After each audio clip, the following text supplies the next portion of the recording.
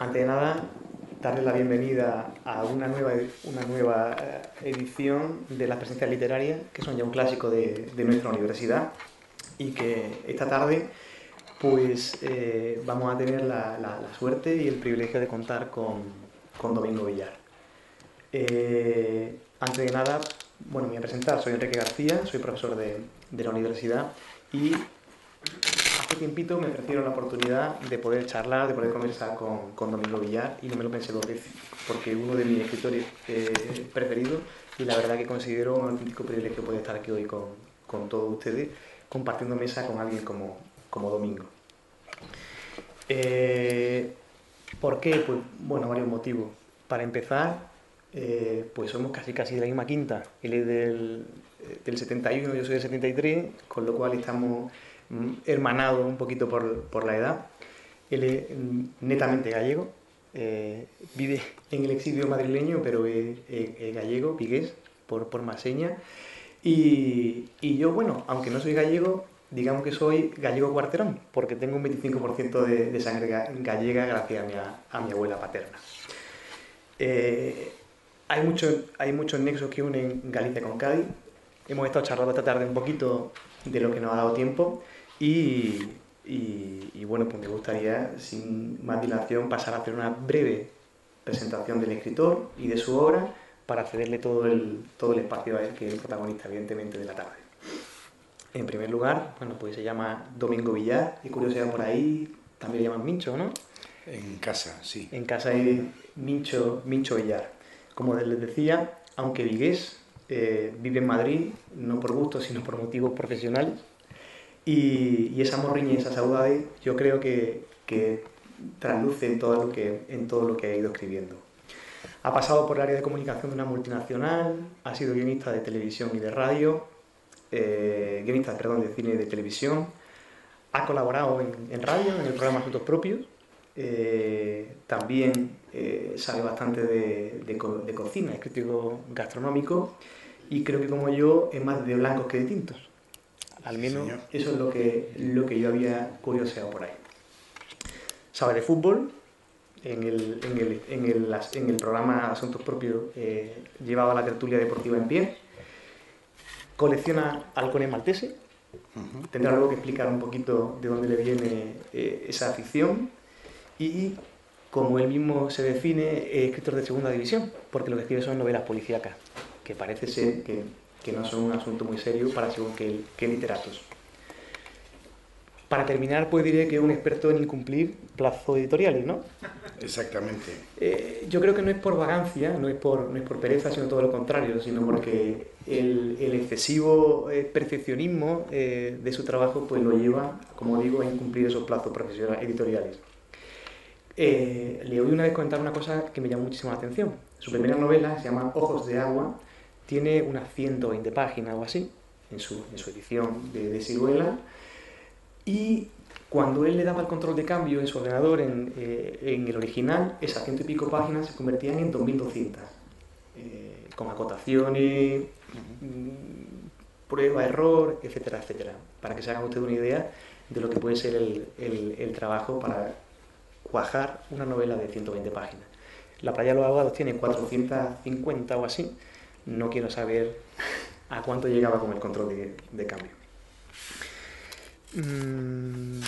Poco más que decir de él, no sé si él luego querrá añadir algo más de su biografía. Está casado, tiene tres niños y actualmente pues se dedica, como se dice en inglés, full time, ¿no? A tiempo completo a la escritura, a viajar promocionando libros y bueno, a disfrutar un poquito de lo importante que no de lo urgente. Exactamente.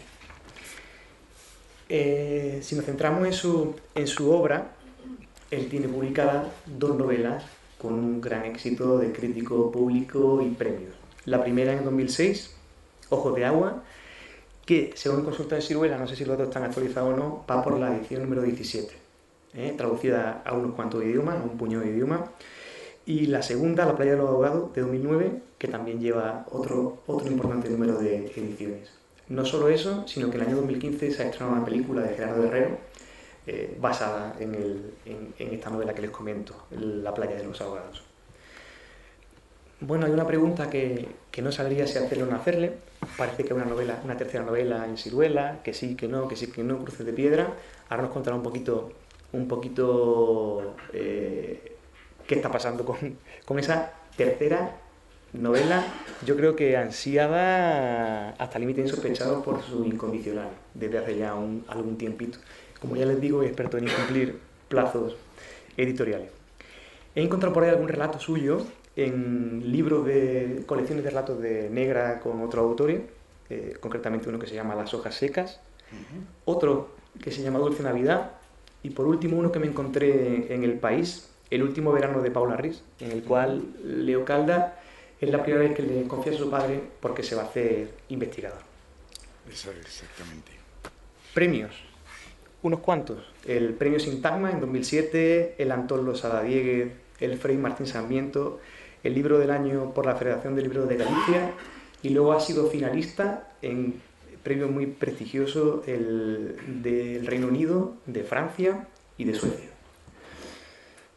Si nos centramos en su personaje, el inspector Leo Caldas, pues un poco para presentárselo para aquellos que no lo conozcan, decirle que es un inspector un poco atípico, pausado, de carácter reflexivo. Quizá en ello cuente que sea huérfano de madre de pequeñito. Tiene un padre que actualmente es bodeguero, que con su propio esfuerzo ha ido levantando una bodega con el paso del tiempo y la cuida con mucho cariño. Tiene un perro que dice no ser suyo y un cuaderno muy curioso, el cuaderno de los idiotas, en el que va apuntando todo aquello que él considera merecedores de estar en ese cuaderno de tapas azules. Exacto. Ya no tiene pareja, Alba, esa presencia femenina que sobrevuela veladamente pues, sus dos novelas, y parece que tiene pánico a formar una familia, incluso a tener animales de compañía. Bueno, digamos que un poco tímido y complicado en cuanto a relaciones interpersonales. Se marea, siempre que se monta en un coche deja un par de dedos la ventanilla abierta y cierra los ojos. Y si hablamos de montarse en barco, pues ya el mareo alcanza cota insospechada. Aunque tímido, tiene un programa en la radio. Él es el patrullero de las ondas. Y tiene sus más y sus menos con Diego Losada, el director de ese programa de radio, y lleva fatal la fama. Parece que nadie oye la radio en Vigo, pero lo conocen en Vigo y alrededores, más que por detective, por ser el patrullero de las ondas. Tiene un contrapunto, que podríamos hacer un juego de palabras, que también a veces es su cortapuntos, que es su compañero, su inspector Rafael, o el agente Rafael Esteve, aragonés. No sé si un guiño a la ciudad natal de su mujer, que es de Teruel, pero es aragonés de pura cepa, recién llegado a Galicia, que para él es como la tierra media del Señor de los Anillos. No entiende qué pasa, no entiende por qué la gente le contesta a una pregunta con otra pregunta. Ese hermetismo tan gallego, ¿no? Esa socarronería, y a veces pues lo llevan a desesperar. Además, él sí es un policía que responde más a los cánones, digamos, de la novela negra clásica, que se exaspera a la primera de cambio y que incluso a veces pues tira de bofetón, ¿no? O de patada en la puerta. Es un poco más expeditivo que Leo.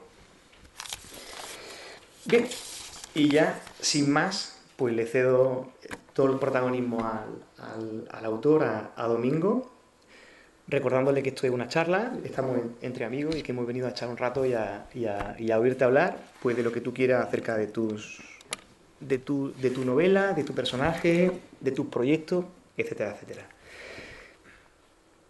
Te lanzo una pregunta y a partir de ahí pues vamos hilando como buenamente queramos, ¿vale?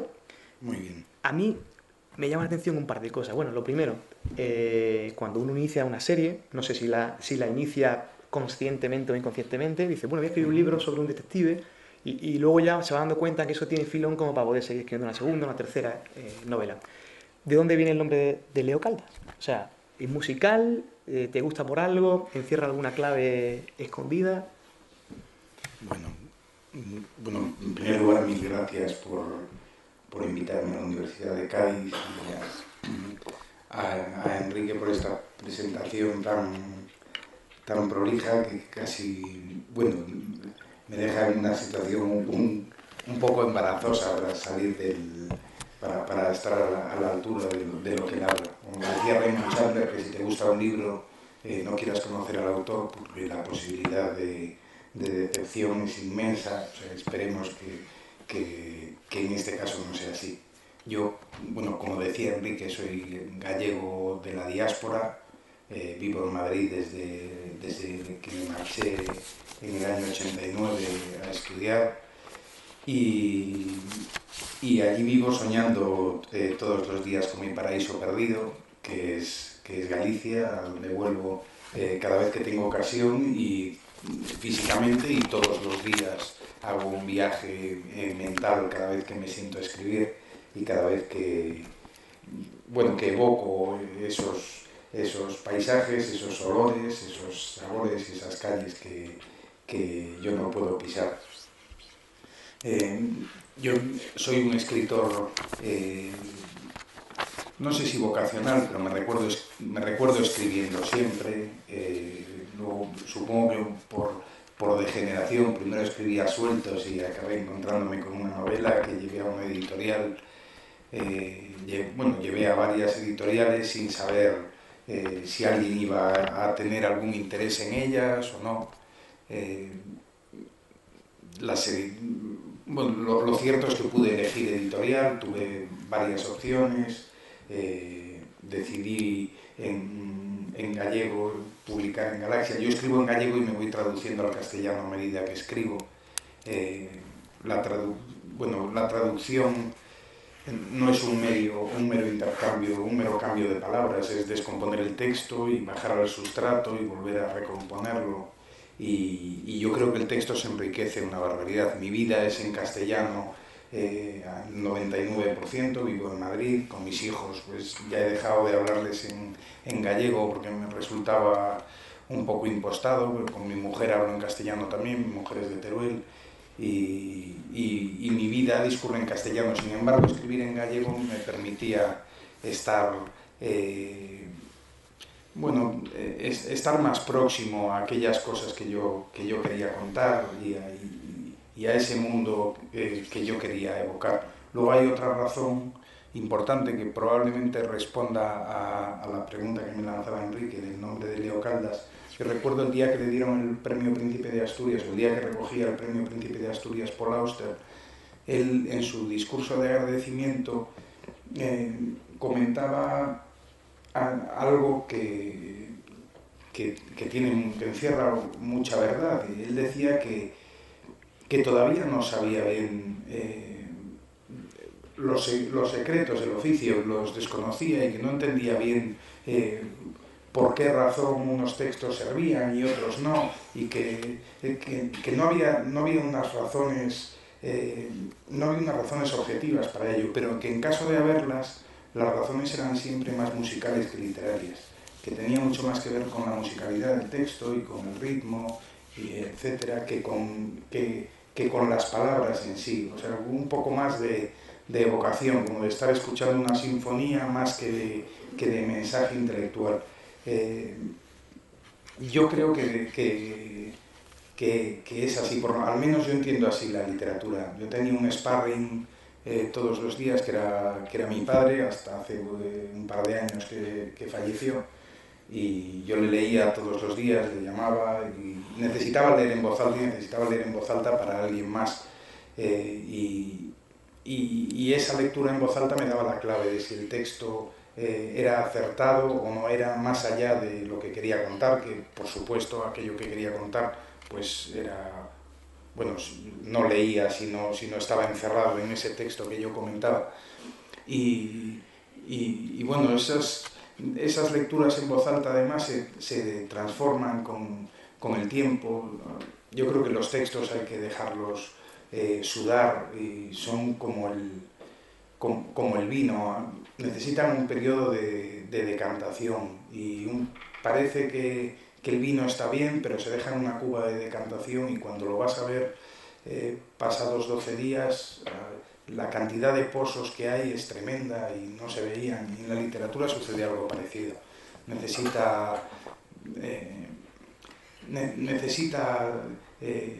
calidez y necesita tiempo y necesita que los textos sean tratados con cierto cariño. Por eso lo de, claro, lo de que soy un incumplidor de plazos profesional es un poco de coña, claro, pero yo creo que habré escrito cuando entregue esta novela, que la tengo que entregar pues, o el mes que viene o el siguiente estará entregada y tardará lo que decidan las editoriales en publicarse. Yo creo que escribir 3 novelas en 11 años es un tiempo bastante razonable. Recuerdo hace 2 años cuando fallecía Gabriel García Márquez que había siempre esas, bueno, acompañaban las semblanzas y los obituarios venían acompañados de la retahíla inmensa de obras que había escrito Gabo y veías que las que habían merecido la pena, las que habían hecho de él el escritor formidable que era, pues, no sé, El otoño del patriarca o La crónica de una muerte anunciada o Los 100 años de soledad o El amor en los tiempos de cólera, pues eran las obras que venían antecedidas de unos periodos de en teoría no hacer nada, de no publicar nada, pero eran los que venían antecedidos de un periodo de trabajo intenso y reflexivo y tranquilo. Pues lo bonito de la literatura además es que permite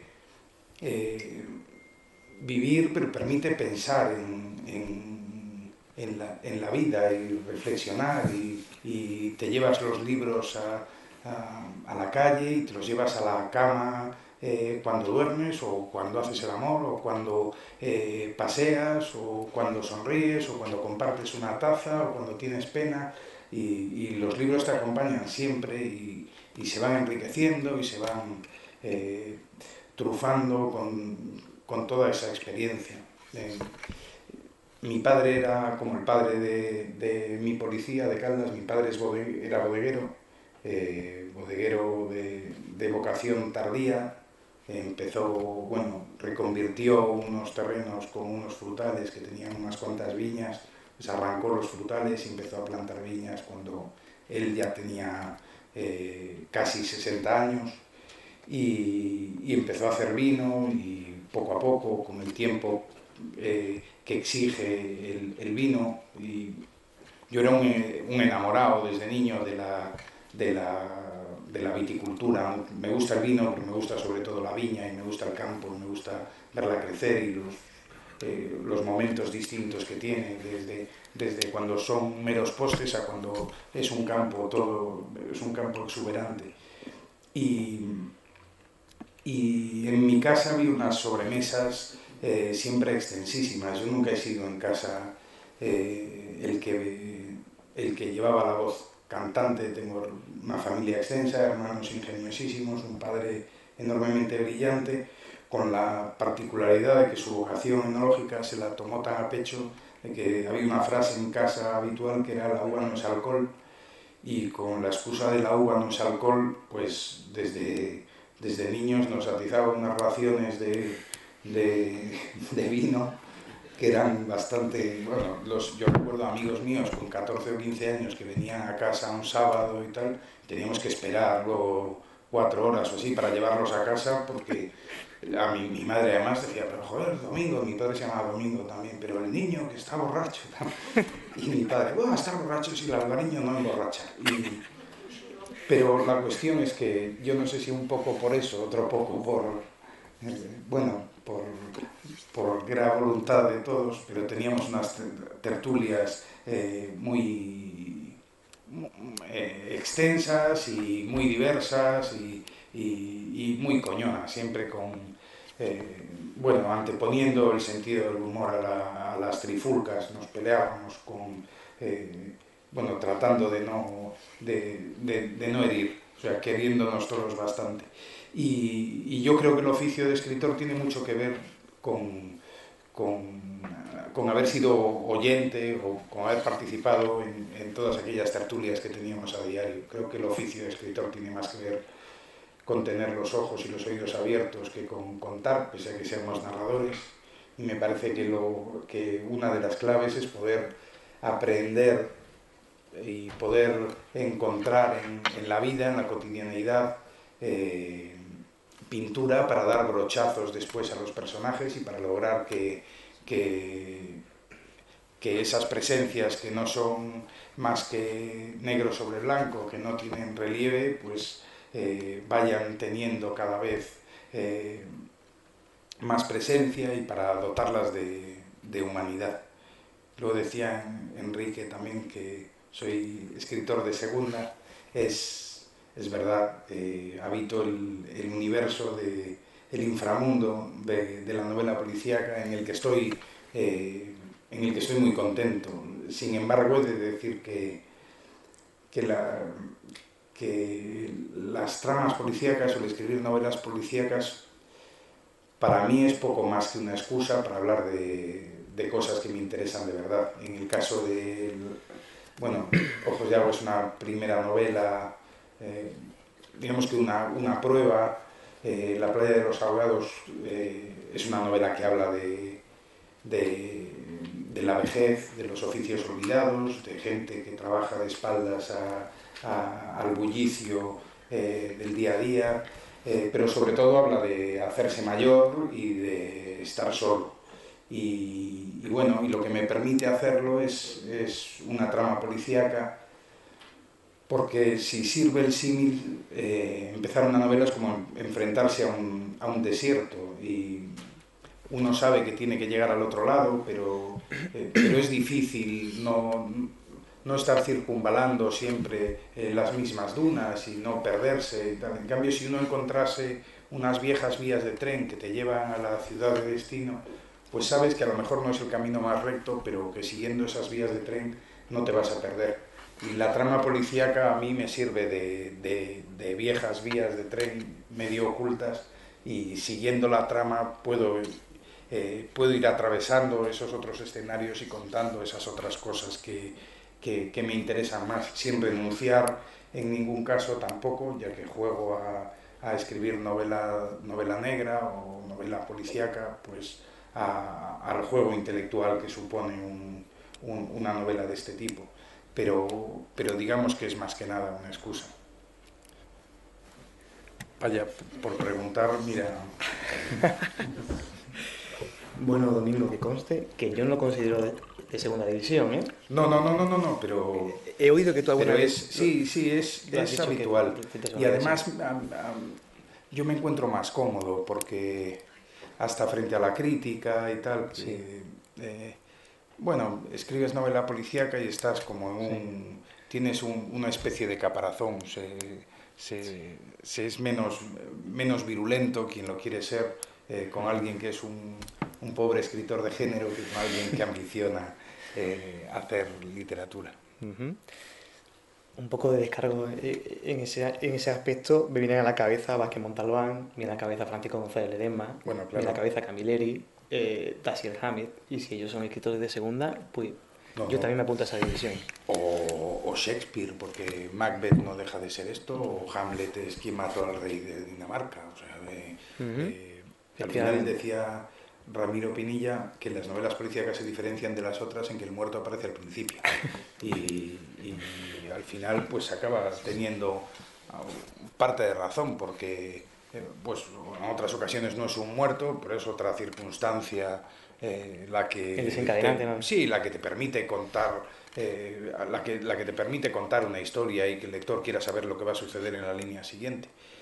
Hay una ambición clara de escribir bien, sí, que también es muy difícil saber qué es escribir bien, pero bueno, yo supongo que es mirarte al espejo y encontrar honestidad en lo que has escrito y arañarte por dentro y darlo todo y emocionar al lector, y para emocionar al lector solo hay una receta, que es escribir emocionados. Si no, hay la mentira de fingir lo que escribes para emocionar al lector no cuela, no se la cree nadie.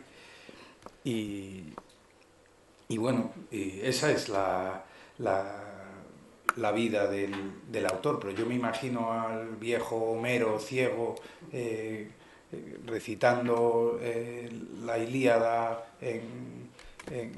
bueno, en una plaza griega y su ambición era la misma, que la gente que estuviera allí escuchándole pues no se levantase y no se marchase y quisiera saber qué iba a pasar y aprendiese, sí, pero que también estuviese entretenida y emocionada. Y creo que, bueno, creo que esa debe ser la ambición del autor. Siempre me ponen la etiqueta de autor de éxito y lo de autor de éxito es una cosa un poquitín extraña porque eh,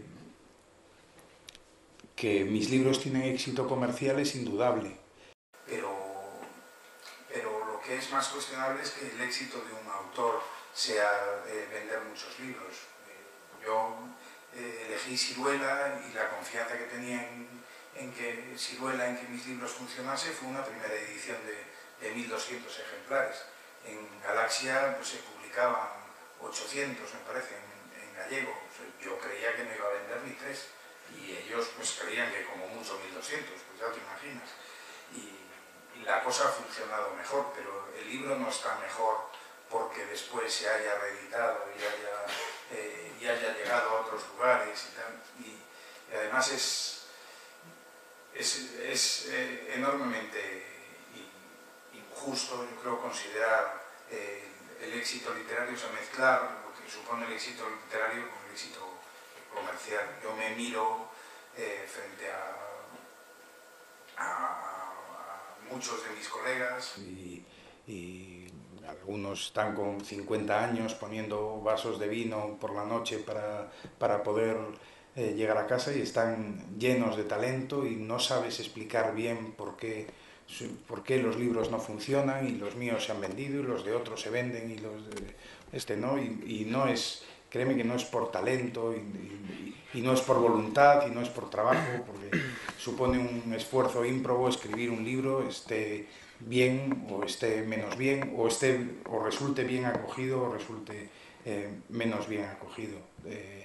Eso es un trabajo heroico de humildes. O sea, a veces escuchas a colegas tuyos hablando con cierta soberbia o con cierto desdén y, y te das cuenta de que todo es una máscara, que nuestro oficio es, es la encarnación de la humildad. La literatura te derrota casi todos los días y escribes y te desespera, no encuentras lo que buscas, se te aparece un adjetivo en el lugar más inesperado y acudes corriendo a escribir, a tocar, siempre cargados de libretitas, de notas, de tal, y es un trabajo de derrotar por puro machacón, no tiene nada que ver con destellos de creatividad, esto de San Pablo caído del caballo, esto en la literatura no existe, somos todos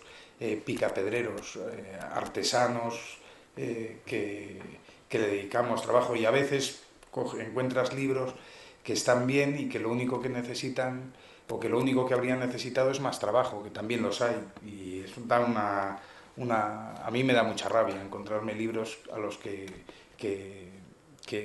solamente cojean de esa pata cuando es la pata de la que no puede cojear un libro. Cuando un autor eso sí que se lo tiene que dedicar el trabajo que el libro exija para poder leerlo sin sonrojo.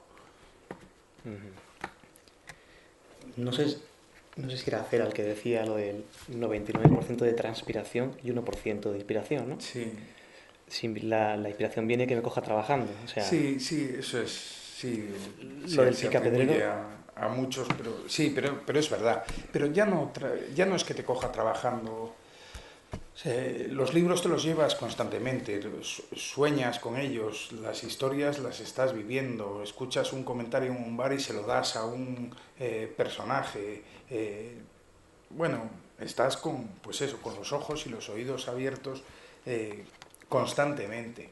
Uno no escribe solamente el rato que está sentado delante del ordenador o con el rotulador trazando líneas en un papel en blanco. Uno escribe desde que se levanta hasta que se acuesta. Es un trabajo enormemente obsesivo, y si aquí supongo que habrá más gente que escribe cosas distintas, pues sabes lo frustrante que puede llegar a ser, y además el esfuerzo tremendo que exige que algo esté bien. Yo no creo en genios ni en genialidades. En este aspecto yo tampoco. Otra curiosidad que tengo, Domingo, tanto en Ojos de Agua como en La Playa de los Ahogados, cada capítulo empieza por una entradita que Con es una palabra polisémica. una palabra polisémica del diccionario de la Real Academia Gallega, ¿no? ¿O no? No, bueno, no, del diccionario de Domingo Villar. De Yo Domingo. además trabajo en castellano con el de Julio Casares, y en gallego trabajo con el de la Real Academia Galega, pero algunas cosas varían y no puedo, la editorial tampoco me permite hacer la entrada tal cual, ni con el diccionario de la RAE, ni con el Casares, ni con el Moliner. Y lo que hago es poner una palabra que es polisémica, que tiene un significado más concreto, que siempre está esa palabrita metida en el capítulo de manera expresa, pero siempre tiene un significado un poquito más abstracto que titula el capítulo. Al principio lo hacía para jugar, yo no sabía si alguien iba a publicar la novela o no, y mientras escribía pues se me ocurrió, y así fui publicando todos los capítulos. Y de hecho cuando entregué el manuscrito, y cuando Siruela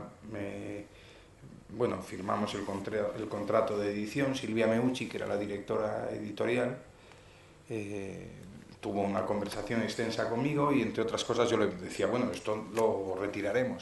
Me decía, no, eso está fenómeno. Y yo, joder, pues yo lo hacía o sea, no tiene nada que ver, era un juego nada más.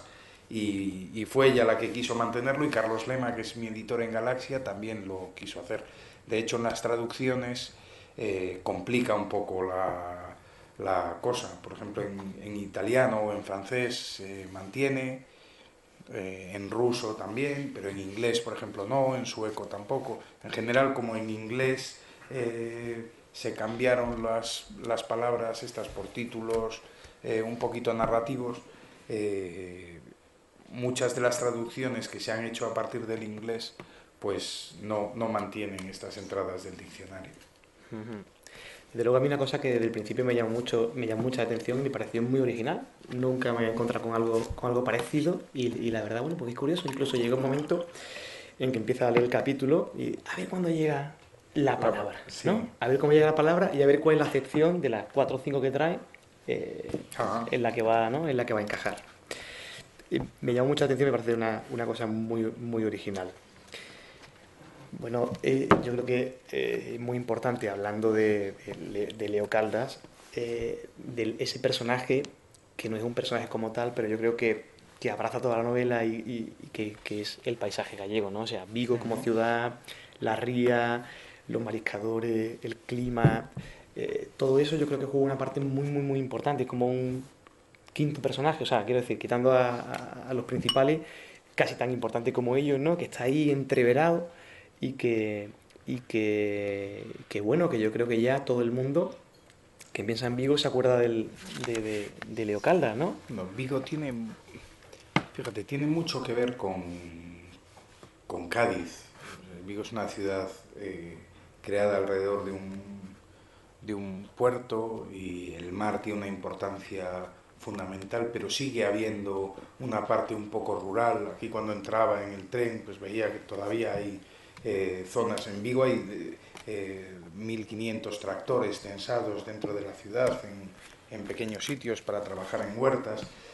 Es relativamente próxima también a la frontera. Bueno, aquí hay una frontera clara, además marítima, es una ciudad atlántica, es una ciudad con una orografía peculiar, una ciudad que mira al mar.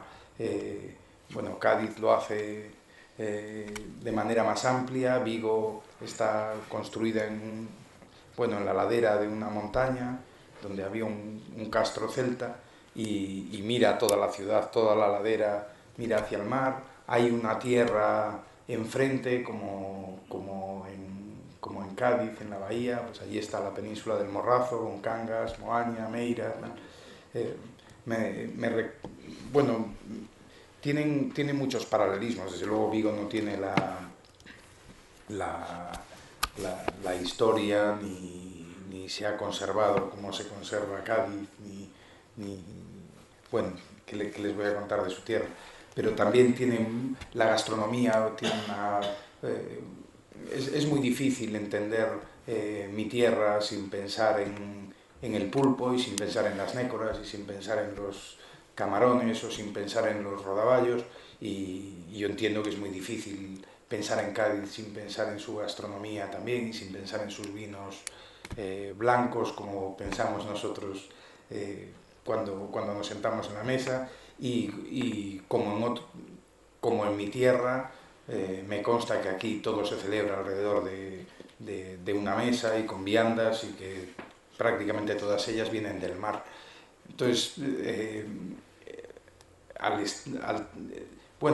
ubicar las historias en ese escenario es, es muy difícil que esa presencia no se vaya comiendo a los personajes y los engulle y los tizna. Y claro, es un lugar tan singular, es un lugar tan, bueno, tan hermoso y con una orografía tan particular y con un clima cambiante. Aquí tienen los vientos, aquí no hay tantas nubes, pero allí las nubes se paran en las Islas Cíes, hacen una pequeña escala y luego se vuelven a parar en las laderas, descargan. Vigo tiene una cantidad de horas de sol al año tremendas, pero también es la ciudad en la que más llueve de la península ibérica.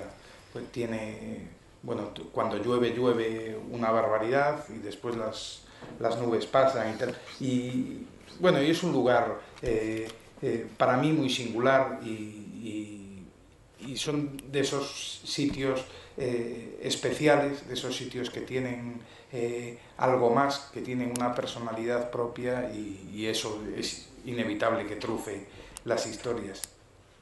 Eh, yo, yo siempre recuerdo en Vigo, como a Vigo como a Cádiz, venían los veraneantes, o vienen los veraneantes todos los años, y al escribir yo tengo una relación parecida a la que tenía con las veraneantes, que todos los años me enamoriscaba de alguna y me pasaba el invierno pues soñando tal, escribiendo cartas, alguna llamada, tal, y te ibas haciendo una idea de la veraneante que el julio siguiente o el agosto siguiente, cuando llegaba, pues hombre, no estaba mal, pero no era lo que tú habías estado imaginando, habías engordado aquella idea durante todos esos meses. Y a mí, escribiendo acerca de mi tierra, me sucede algo parecido. Cuando vuelvo digo, joder, me pasé, porque no hay ni una basura, ni un papel tirado, ni una calle desconchada. Está todo recordado con amor y con cariño, pasado por ese tamiz, y entonces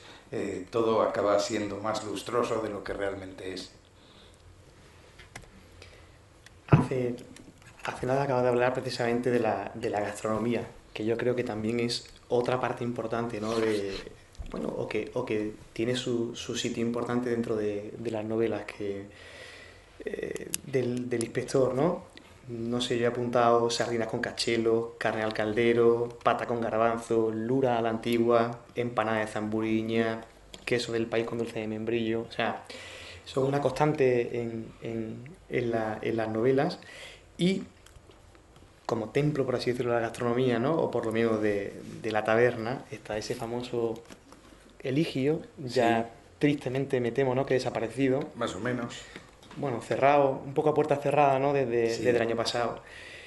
Qué bueno que desde que leí la primera novela quise ir, y me temo que no he ido a Vigo desde entonces y me lo he perdido. Cosa que me da mucha pena, porque otro protagonista más de las novelas, ¿no? Tanto lo que es la casa en sí, la taberna, Eligio, como su tabernero, Carlos, ¿no? Sí, Carlos es amigo de mi personaje, de Leo Caldas, y amigo mío. Tenemos ese amigo común, y bueno, es el lugar al que yo empecé a tomar mis primeros vinos, pues con 16 o 17 años, acompañado de amigos, familiares, siempre encontré amigos. Allí Carlos ahora está enfermo, ha cerrado la taberna, pero como no sabe hacer otra cosa, va todos los días, sigue yendo todos los días allí a las 12 de la mañana y abre la puerta y entran sus amigos, pero no pueden entrar, o sea, no tiene licencia, no pueden saber que sigue con actividad de bar, de manera que entramos, hay que llamar a la puerta con una especie de contraseña, te abre, entras y pagamos a escote todos lo que bebamos y ya está. Pero es verdad que se acabó. A mí una de las cosas que me gusta de mis novelas, o de algo que me gusta, de lo que creo que estoy más orgulloso, cuando vivía mi padre, pues las críticas, etcétera y tal, me agradaban porque las leyera él, porque sabía que él vivía esas cosas y tal, y llevaba muchos años malo, y cada vez que había pues un premio o tal, pues le daba una alegría inmensa, y eso bueno, era la razón por la que a mí me parecían bien. Sin embargo, había otra cosa que no tenía nada que ver con él, y, y que a mí me enorgullecía bastante. Era cada vez que llegaba un inglés en un transatlántico, Vigo, como a Cádiz, llegan transatlánticos, yo creo que haciendo la misma ruta, que paran en Vigo, en Lisboa, en Cádiz, luego van a Las Palmas, o deben, bueno, no sé si son exactamente los mismos, pero muchos de los barcos cargados de ingleses, de alemanes, de daneses, también atracan en Vigo y pasan allí unas horas. Y una de las cosas que me enorgullecía es cada vez que Carlos me llamaba y me decía: joder, han venido 7 ingleses con tu libro, tal, a la taberna. Y eso sí me hacía una ilusión grande, el ser capaz de mostrar cómo es una tierra y cómo es la vida en un lugar, y el hacer que alguien de un sitio distante pues se tomara la molestia de acercarse a esas tabernas y conocer cómo era esa vida que estaba descrita nada más que literariamente. Y eso sí que un prurito de orgullo sí que me producía mucho más que una alabanza, que en realidad pues ya voy siendo mayor y sé que tampoco son para tanto, que escribo, bueno, que escribo lo mejor que puedo, pero y bastante hago con intentar que sea así. Es curioso una anécdota relacionada con esta taberna, que en la barra, he visto una foto, en la barra de la taberna hay una placa metálica Sí. con el nombre de Leo Caldas, que es donde él va por la noche, ¿no? En Sí, vez de hay unas guisar, placas con los nombres de los clientes más antiguos o los más fieles, tal, siempre tenían unas plaquitas, y un día me sentó a tomar una taza y tenía una placa, no me la había puesto a mí, pero le había puesto a Leo Caldas, que es el protagonista de mis novelas, le había colocado su placa a Carlos en el Eligio, y me hizo mucha ilusión también, es algo muy agradable. sí, y un Yo detalle. he traído cuentos, yo no sé, ya sé que no es muy habitual, pero cada vez que voy a Inglaterra o Alemania, a Dinamarca, a los países del norte de Europa, eh, la gente que acude a ver o a escuchar a autores literarios en general, más que escuchar lo que tienen que contar sobre su oficio, sobre la vida, les oyen leer. A mí es una cosa que siempre me pareció curiosa. Tengo cuentos muy breves. Si quieren, les puedo contar uno o dos o tres, y si les gusta, y si no les gusta, paro. Pero no tienen nada que ver con novelas policíacas, con lo que yo suelo escribir. Y además, repasando las que había cogido, me da la sensación de que todas están pasadas por la Iglesia, todas tienen que ver con asuntos religiosos. Están escritas en gallego, yo voy leyendo, voy traduciendo a medida que leo al castellano. ¿O te parece que lea un par de cuentos? Me parece fantástico. Incluso, no sé, creo que el gallego se entiende suficientemente bien No, como... yo creo ¿No? que no. ¿Prefieres? No, Pues sí, venga. yo creo que es más complicado. Bueno, este se llama Pues Don Andrés el Guapo.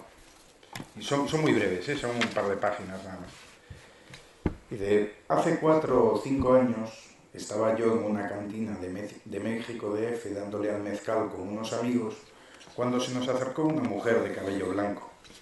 Entre otras cosas, aquella vieja algo borracha nos contó la historia de Andrés Taboada, un jesuita gallego que había sido enviado a las montañas de Michoacán allá por los años 50. Aquel misionero acababa de salir del noviciado y tenía poco que ver con el resto de los padrecitos de la congregación.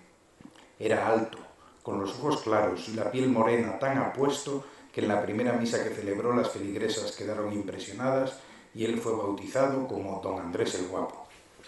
El eco de la belleza del cura comenzó a extenderse de ranchería en ranchería y cada domingo más mujeres respondían a la llamada de las campanas. Por todas las laderas llegaban muchachas emperiquitadas como para una fiesta, con los labios y los ojos pintados, atraídas por la hermosura de Don Andrés. Al cabo de un mes eran tantas las admiradoras que no cogían en la iglesia. Parecía que todas las mujeres de la sierra estaban allí. Incluso algunas, que ni eran creyentes ni entendían nada más que el náhuatl, se sentaban sonrientes en el primer banco a mirar al guapo. Y el bueno de don Andrés Taboada no sabía qué hacer para que todo aquel mujerío, en lugar de haber al cantante, fuese a escuchar las canciones. Decidió dejarse crecer la barba y fue peor. Los suspiros eran tantos que lo descentraban y más de una vez perdió el hilo en la homilía. Una mañana, terminada la misa, viendo el gentío que lo esperaba fuera del templo, buscó escondite en el confesionario. Tenía más intención de hacer un receso que de absolver a nadie, pero cuando quiso darse cuenta, la hilera para confesarse ya salía por la puerta de la iglesia. Aquel domingo estuvo hasta el anochecer administrando la penitencia a las mujeres, y los domingos siguientes también. Y como el asunto era estar con él, cuando las muchachas se quedaron sin pecados, comenzaron a inventarlos, y ya metidas en harina trataban de enamorarlo relatándole los pormenores de sus hazañas pecadoras. Por más que el guapo las instase a abreviar, ellas se lo contaban todo. Incluso en una ocasión una muchacha le rogó: no me absuelva todavía, padre, que lo mejor viene ahorita. Don Andrés aguantaba como podía las confidencias, pero los que no las soportaban eran los hombres de la sierra. Una de aquellas tardes de domingo, 4 maridos celosos fueron a buscar al guapo y en el mismo confesionario lo pasaron por la navaja. Si no le desfiguraron el rostro fue por una muchacha que se lo impidió a pesar de llevarse ella misma un corte en el pescuezo. La muchacha se salvó por poco. El guapo murió allí.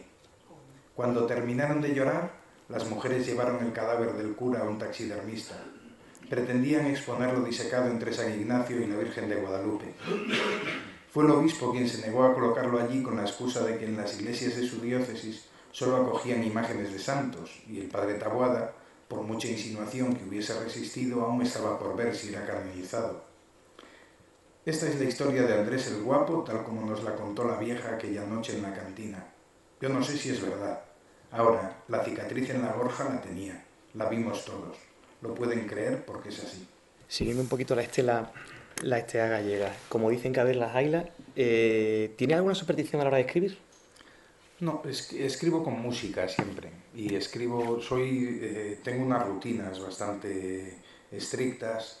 Escribo cuando se han acostado mi mujer y mis hijos y escribo hasta las 3 o 4 de la mañana todos los días, y por la mañana suelo corregir lo que he escrito durante la noche en el caso de que algo sirva.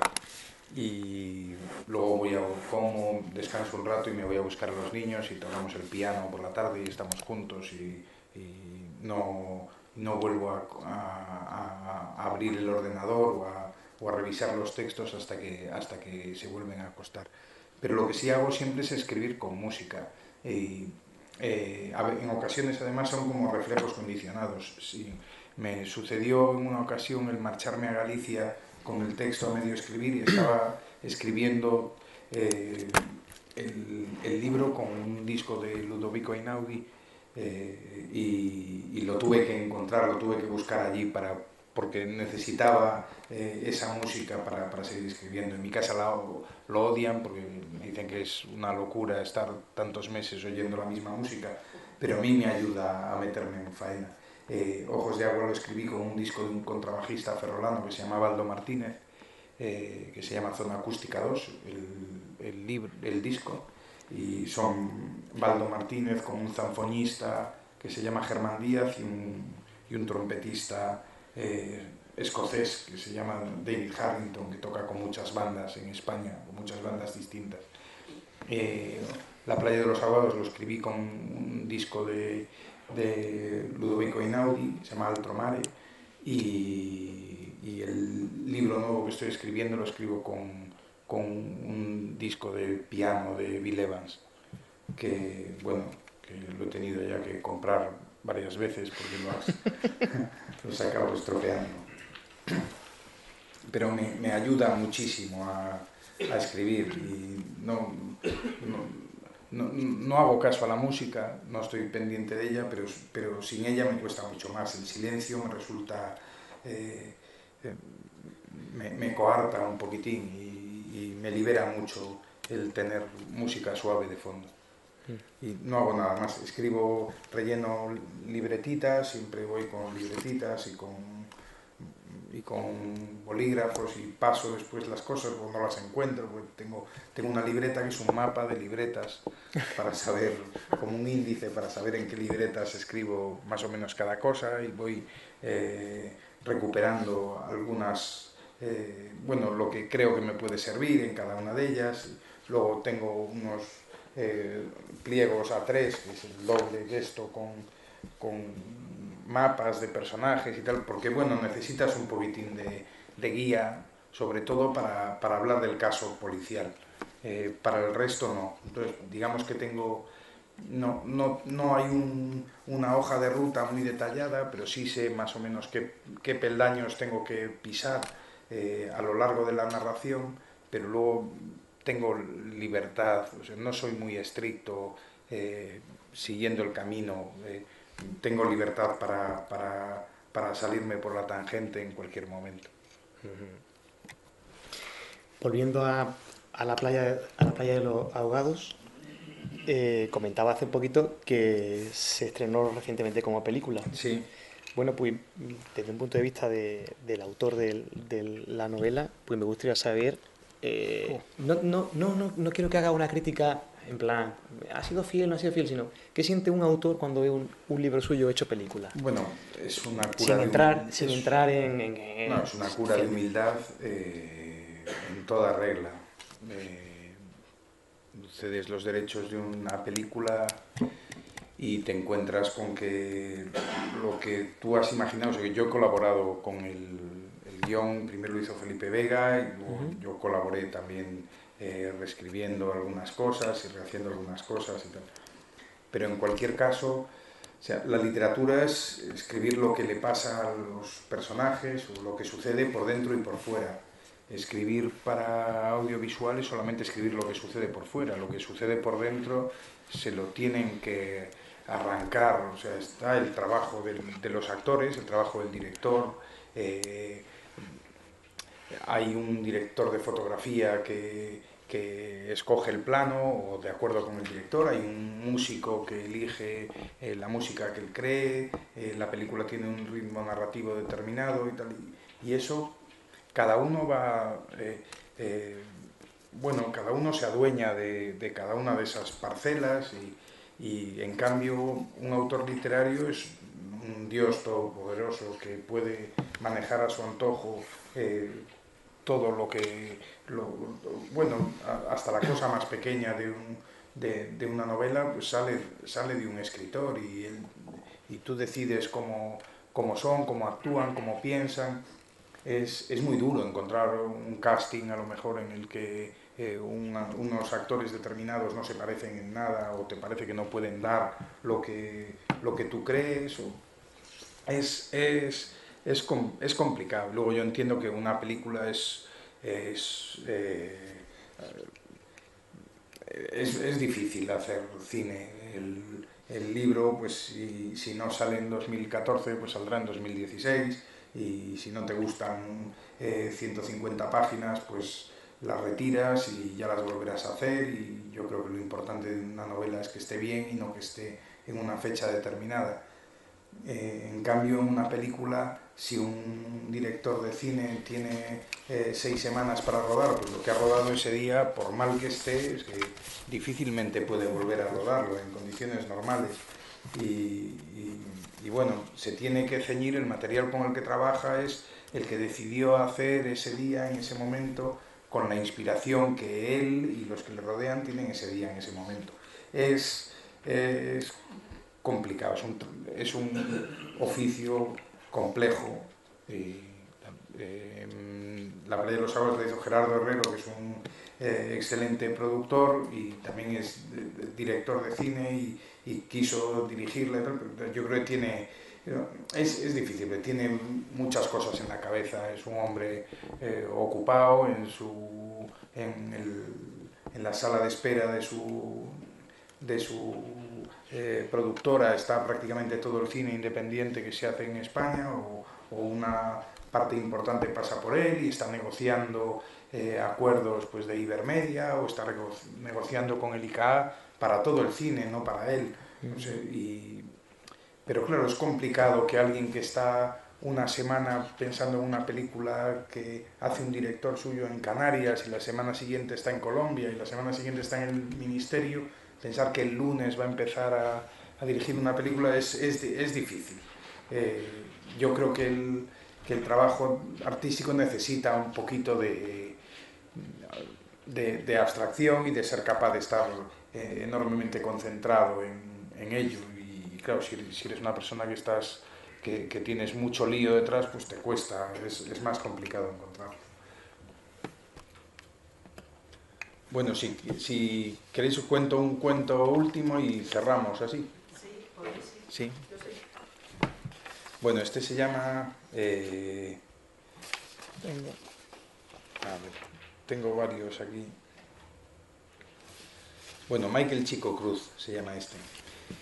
Y dice así: el mes pasado, en el A-Train, uno de los clubs de jazz con más sabor de Berlín, oí hablar por primera vez de Miguel Cruz Valente. Según me contaron, Miguel Cruz había nacido en Galicia, en Tui, y allí había vivido hasta un sábado del mes de abril de 1938.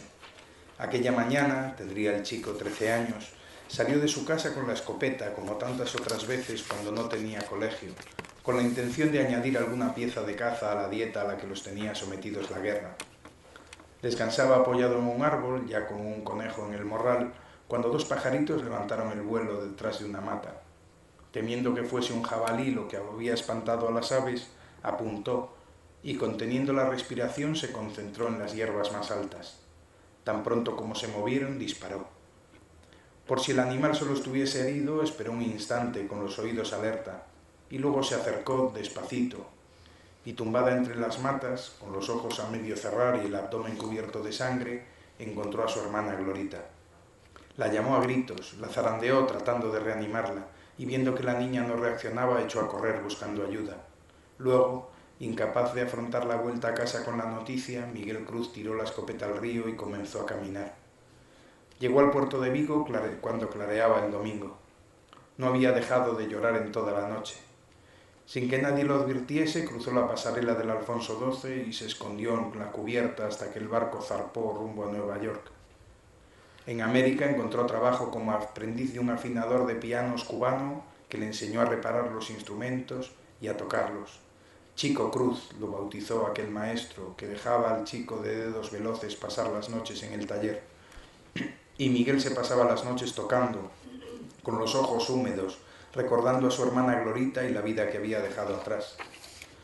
Una madrugada de 1944, mientras se interpretaba una pieza de Gershwin, llamaron a la puerta del taller.